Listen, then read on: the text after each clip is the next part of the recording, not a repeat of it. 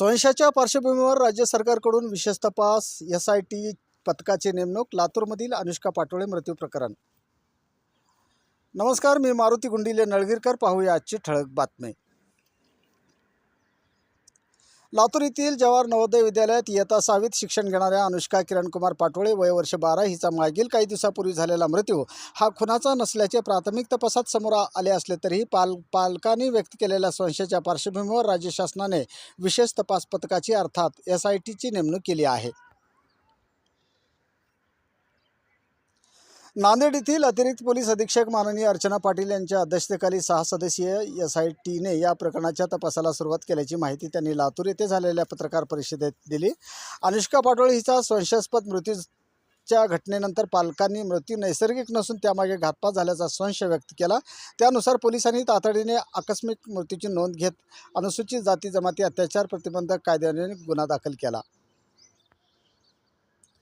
शवविच्छेदन अहवाल प्राप्त झाल्यानंतर हा मृत्यू खुनाचा असल्याची शक्यता दिसून येत नसल्याचे पोलीस तपासात निष्पन्न झाल्याचे पोलीस अधीक्षक माननीय अमोल तांबे साहेब यांनी सांगितले.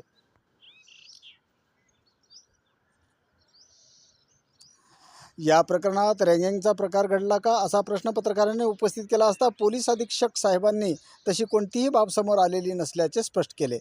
मात्र पालकांच्या तक्रारी, समाजातील असंतोष आणि प्रकरणाचे गांभीर्य लक्षात घेता राज्य शासनाने स्वतंत्र आणि निपक्ष तपासासाठी SITची नेमण्याचा निर्णय घेतला आहे.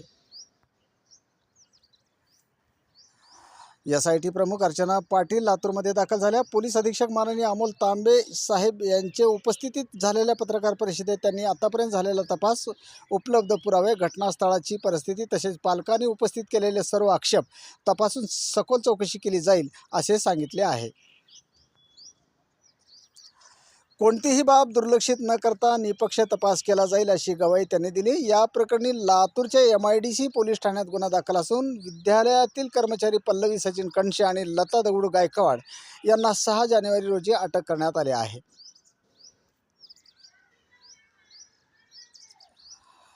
देवणी प्रतिनिधी लक्ष्मण रणदिवेसह KJ न्यूज इंडिया मराठी. आपण पाहत राहा जिल्ह्यासह राज्यातल्या घडामोडी. व्हिडिओ पॅलेसला सबस्क्राइब करा आणि बेल आयकॉनवर क्लिक करायला विसरू नका.